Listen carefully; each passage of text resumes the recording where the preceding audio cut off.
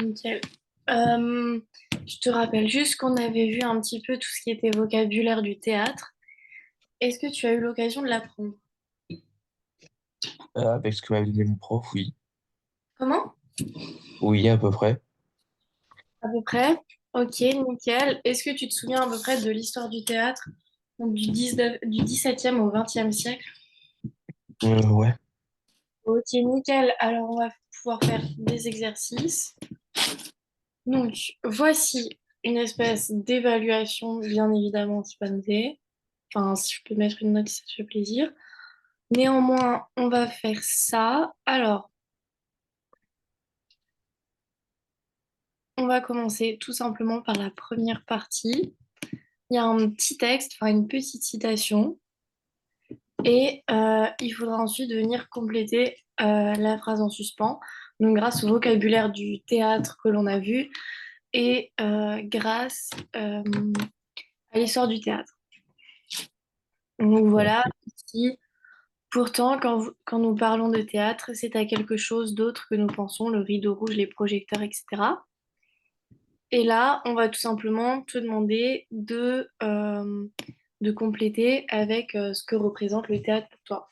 Donc, tu vas pouvoir te servir des mots de vocabulaire qu'on a vus ensemble. Ensuite, la deuxième partie, là, on a Nicolas Boileau qui nous a fait un petit texte. Et là, le but, ça sera de répondre à des questions sur le texte. Donc, les questions, elles sont juste en dessous. Voilà, il n'y a rien de compliqué. Normalement, si tu connais le cours, ça devrait le faire. Donc c'est vraiment juste sur le cours. Là, c'est plus sur le théâtre du XVIIe siècle. Mm. Ensuite, on a une troisième partie avec du coup un extrait donc, de Bérénice de Racine. Et là, par contre, bah, il y a une question, genre une question un petit peu à développer par rapport à ça.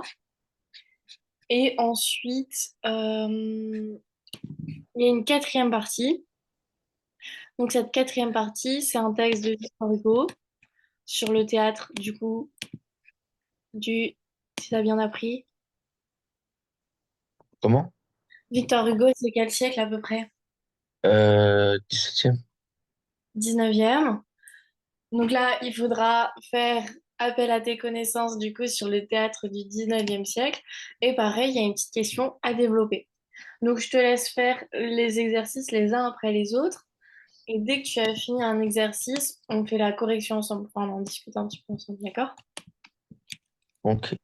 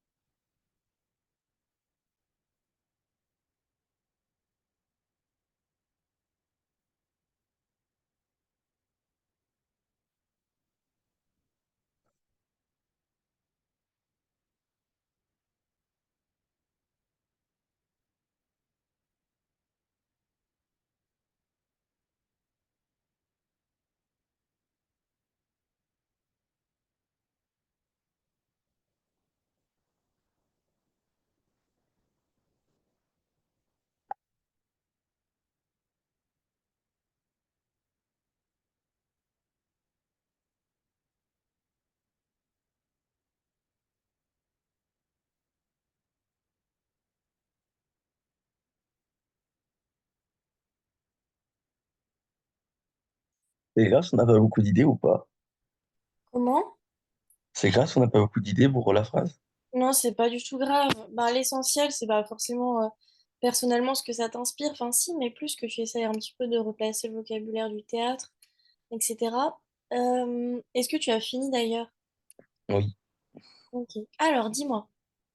Après, j'ai mis les décors, les costumes, l'éclairage, le son, les répliques et les dialogues.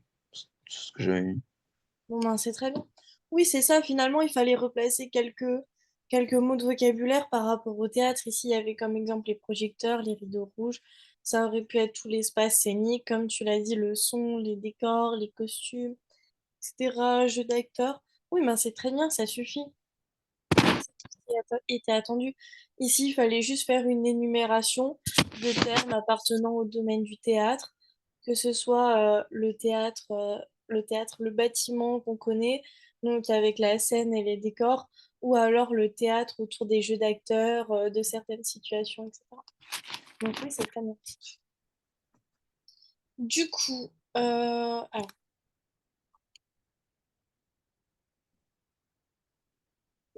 je fais attention à ce que tout rentre.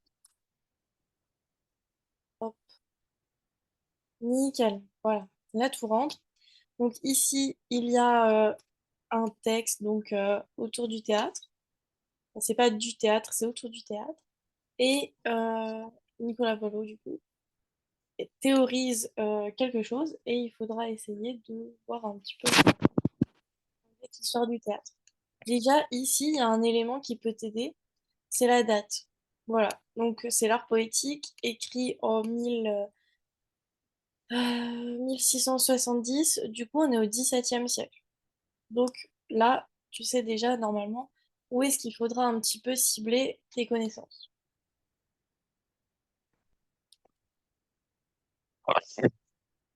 Comment? J'ai pas entendu. Là, tu sais où il faudra cibler un petit peu tes connaissances. Euh, On est au XVIIe siècle, donc ça va être tout ce qui sera, ah, mince. c'est tout ce qui sera autour du théâtre classique, donc Hmm, 17e. Mais ça va te revenir en lisant le texte. De toute façon, je suis là si jamais tu as la moindre question. ok.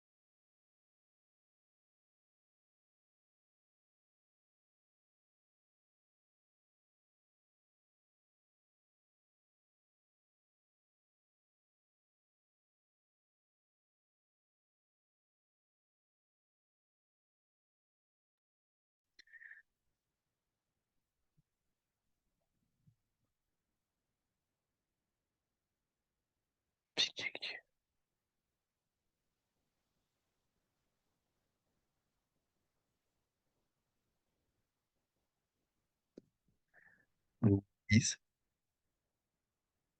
Oui, dis-moi. Je crois que j'arrive pas trop pour le truc pour le coup. Il n'y a pas de souci, on va faire ensemble. Du coup, est-ce que déjà tu as lu le texte et est-ce Oui. que tu l'as compris? Euh, à peu près, c'est bizarre. Que le lieu de la scène y soit fixe et marqué, ça veut dire, bon, bah, voilà, qu'il soit là, quoi, et que ce soit toujours le même. Un rimeur sans péril, de là les Pyrénées, sur la scène, en un jour, renferme des années. Là, souvent, je lis d'abord et on parle les questions après. Là, souvent, le héros d'un spectacle grossier, enfant au premier acte et barbon au dernier. Mais nous, que la raison a ses règles en gage, nous voulons qu'avec art l'action se ménage, qu'en un lieu, qu'en un jour, un seul fait accompli, tienne jusqu'à la fin du théâtre rempli. Jamais au spectateur n'offrait rien d'incroyable, le vrai peut quelquefois n'être pas vraisemblable. Une merveille absurde et pour moi sans appât. L'esprit n'est point ému, mais c'est une croix de parvenir, qu'un récit nous l'expose les yeux en le voyant, saisirait mieux la chose, mais un espèce de l'art judicieux doit offrir à l'oreille et reculer les yeux. Bon, j'ai lu tout ce qui était intéressant pour les questions. Alors, de quelle théorie esthétique Boileau se fait-il le théoricien? Là, c'est une chose dont nous avons parlé la dernière fois. Est-ce que tu as une idée?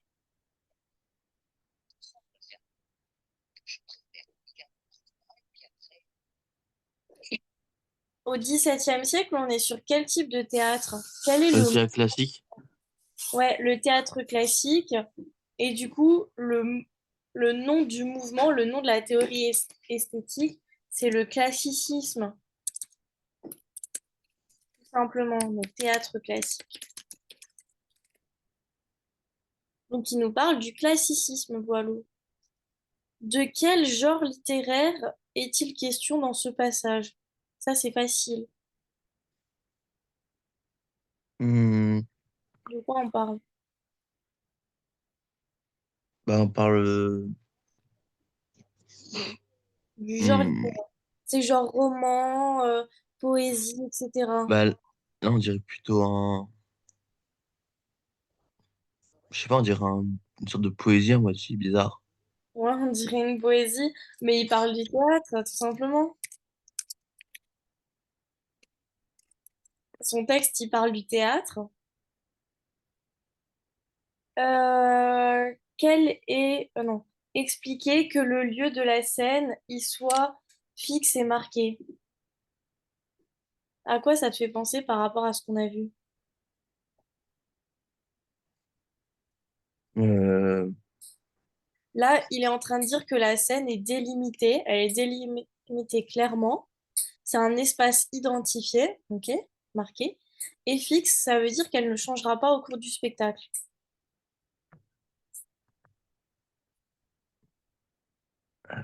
là, je sais pas. On avait vu l'unité de lieu. Tu te souviens?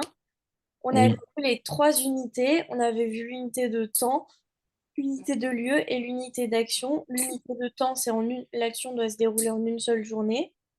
L'unité de lieu, c'est dans un même espace donné. Et l'unité de temps, c'est une seule intrigue. Et en réalité, quand il dit le lieu de la scène, il soit fixe et marqué, tout simplement, il fait référence à l'unité de lieu. Le fait que dès le début, on connaisse l'espace et qu'il ne changera pas tout le long de la scène. Ok. Quelle est la fonction du passage un rimeur barbon au dernier?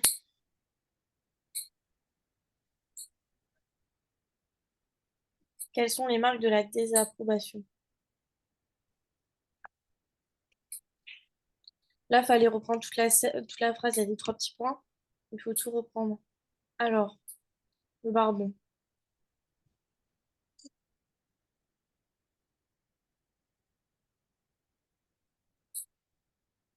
Euh, Bah, sans péril. Comment? Attendez. Quelles sont les marques? Ah voilà, j'ai retrouvé. Enfin, un premier acte et Marbon en dernier. Tout ça. Un rimeur sans péril, de là des Pyrénées, sur la scène en un jour renferme des années, là souvent le héros d'un spectacle grossier, enfante au premier acte et Barbon au dernier. Là, il fait référence à une nouvelle règle, laquelle? Une nouvelle règle des trois unités. Hmm,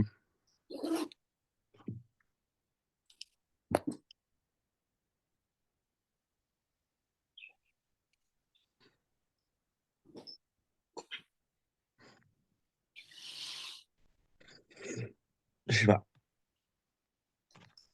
Regarde, sur la scène, un jour renferme les années. Là où, là, souvent, le héros d'un spectacle grossier enfante au premier acte et Barbon au dernier. Ici, il fait référence à l'unité de temps, le fait que l'histoire doit se dérouler en un seul jour. Et quand il dit spectacle grossier, en réalité, il se moque des dramaturges qui font en sorte que leur personnage soit tout jeune au premier acte, enfante au premier acte, et Barbon au dernier, donc vieux au dernier acte. Et ici, lorsque l'action est aussi longue, bah, il dit que c'est un spectacle grossier. Et en réalité, ici, il ridiculise le théâtre qui respecterait pas du coup la règle de l'unité de temps. Il le qualifie de théâtre grossier. Sur la scène, en un jour, renferme les années. C'est compris? Oui.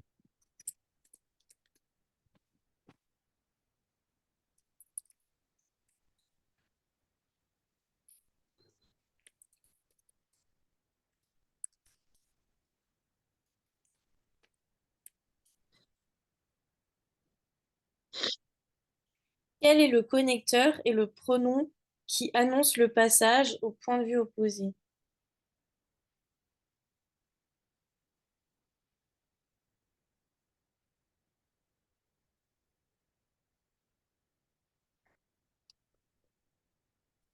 Euh, Là, c'est tout simplement de la grammaire. Donc, tout simplement, ici, il a ridiculisé le théâtre. Et ensuite, il faut trouver le passage, donc un élément de grammaire qui nous montre qu'il parle de la chose qu'il défend, qui parle du classicisme.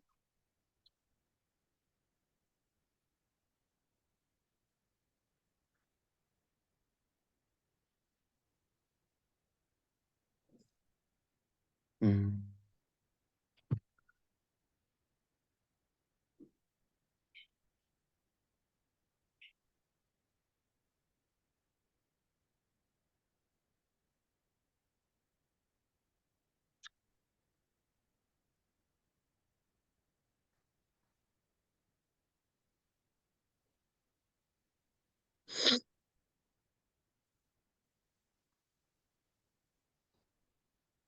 Tout simplement, ici, il y a une conjonction de coordination mais, et ça montre le passage à finalement l'autre élément de son argumentation. Donc ça montre le passage du point de vue qu'il critique à un point de vue opposé, donc ce qu'il défend. Il y a une conjonction de coordination, d'opposition, mais. Ensuite, il y a le pronom personnel nous, donc tous les dramaturges classiques, quoi, que la raison a ses règles engage. Il va défendre son autre argument. Donc la réponse du coup à la question quel est le connecteur et le pronom qui annonce le passage au point de vue opposé, c'est nous. Donc d'abord, il a ridiculisé le théâtre qui respectait pas les règles classiques. Ensuite, il met une conjonction de coordination qui évoque l'opposition, le pronom personnel qui évoque les dramaturges classiques, et il va passer au point de vue opposé, donc ce qu'il défend, avec le théâtre classique. Ok. Expliquer qu'en un lieu, qu'en un jour, en un seul fait accompli, tiennent jusqu'à la fin le théâtre rempli. En quoi réside l'efficacité de cette formule? Bah, ça veut dire que le théâtre, en fait, il va toujours être rempli n'importe n'importe quelle année, n'importe quel siècle, ça. Ça te rappelle quelque chose? Lieu, jour, fait. Non. C'est trois unités, un seul jour, un seul lieu, une seule intrigue suffisent euh, pour, euh, pour toute la pièce.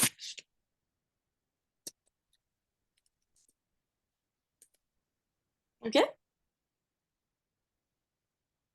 Ok. À partir de jamais au spectateur n'offrez rien d'incroyable, de quoi est-il question? Hmm,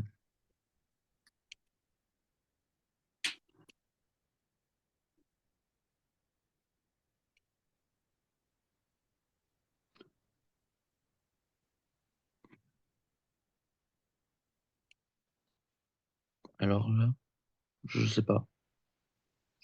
Il fait référence aux deux autres règles. Est-ce que tu te souviens des deux autres règles du théâtre classique?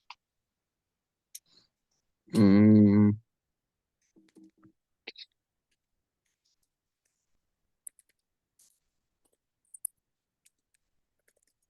il y avait la bienséance. Ah non. Si, c'est Oui. ça, nickel. Et la vraisemblance. Donc, quand il dit n'offrez pas au spectateur quelque chose d'incroyable, il parle de ça. Il parle de la vraisemblance, de la bienséance. Le fait qu'il ne doit rien avoir de fantastique sur la scène, de merveilleux ou quoi. Ça, c'est Hmm, par rapport à la vraisemblance. Et pas de bagarre, pas de sang, pas de mort. Ça fait partie de la bienséance. Donc, n'offrez rien au spectateur qui soit incroyable. Ça fait référence à ces deux règles-là. ok. Ça va pour toi? J'ai pas entendu. Ça va pour toi? Oui. Nickel. Alors, est-ce que tu as des questions? Non. Là, c'était juste un texte pour théoriser un petit peu le classicisme, notamment les règles du théâtre classique. Ensuite, on a du coup troisième partie. On a une scène qui se passe à Rome, dans un cabinet, qui est entre l'appartement de Titus et celui de Bérénice. Bon, on s'en fiche un petit peu de l'histoire. Nous, on va se concentrer sur le vocabulaire du théâtre. On est au premier acte. Donc là, on a deux personnages qui sont énoncés ici. Et ils vont s'échanger des répliques. Donc là, pareil, Hmm, tu regardes la date, théâtre classique, bon. Et on a une seule question. Comment se présente l'espace théâtral dans cette première scène de la tragédie de Racine, Bérénice? Alors, l'espace théâtral, c'est tout ce qui va être autour de la scène. Donc là, la question, c'est de savoir quels sont les éléments qui nous donnent des détails par rapport à l'espace scénique. euh, Donc là, il faut lire, je te laisse tranquillement lire euh, les répliques. ok.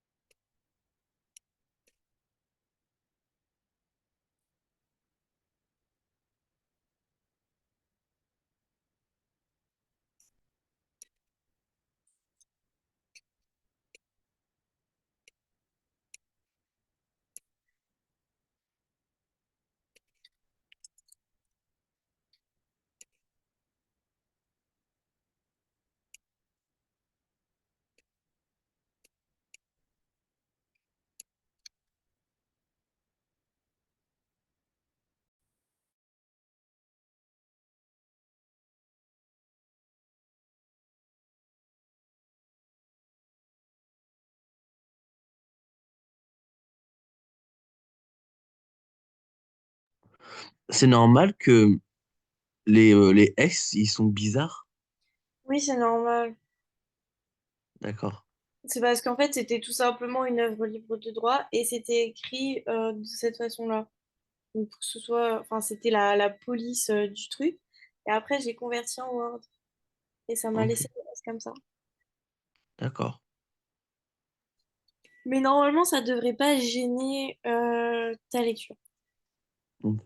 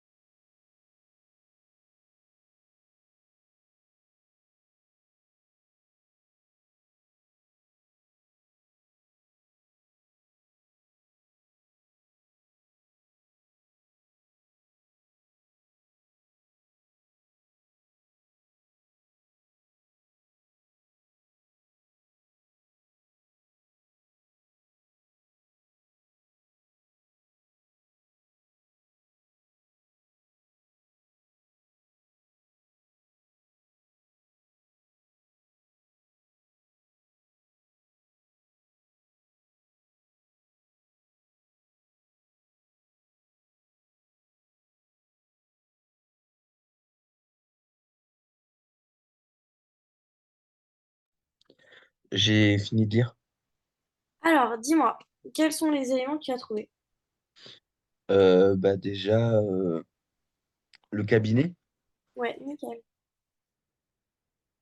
la cour, Oui, l'appartement. oui, Euh,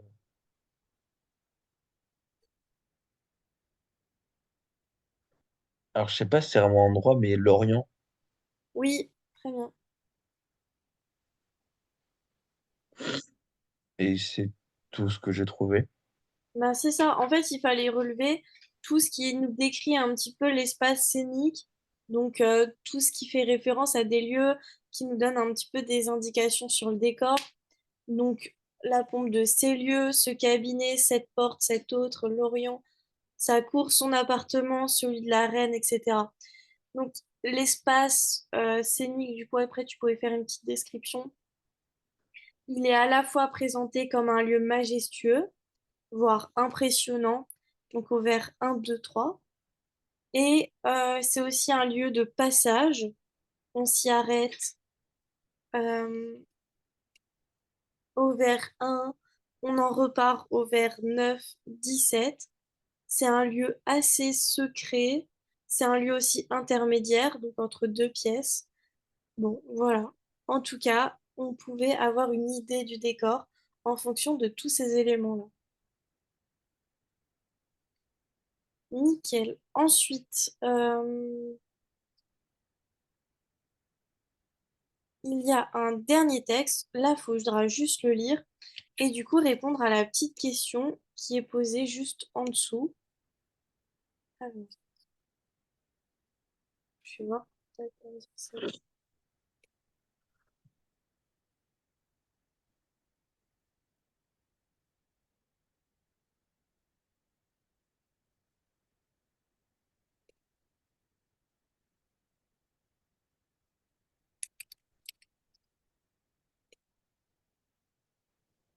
Voilà, nickel.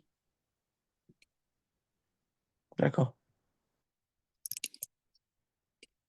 Donc là, d'après la date, on quitte complètement le théâtre classique et on va être sur le théâtre du coup du 19e siècle avec Victor. Ok.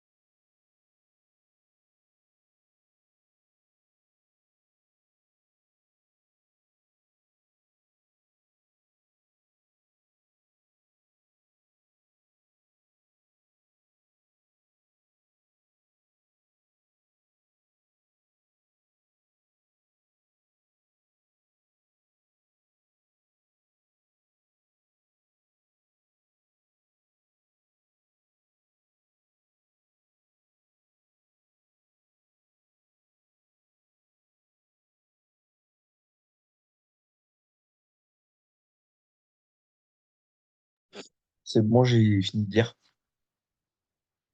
Ok, nickel. Alors, en quoi ce texte de Victor Hugo peut-il être considéré comme une réponse critique au texte précédent de Boileau? Bah, pour moi, vu qu'en fait, on a l'impression qu'il dit l'inverse de ce qu'il dit, en fait. Ouais, exact. Pourquoi par rapport au cours? Comment? Par rapport au cours, comment tu peux expliquer ça? Bah,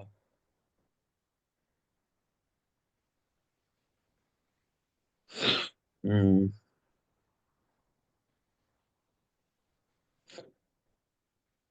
bah, c'est que lui, il croit pas en la vraisemblance et la bienséance, pardon. Exactement. Il va critiquer toutes les règles du théâtre classique, celle des trois unités, la vraisemblance, la bienséance. Bon, la règle de l'unité de lieu, c'est la véritable cible de Victor Hugo dans ce texte.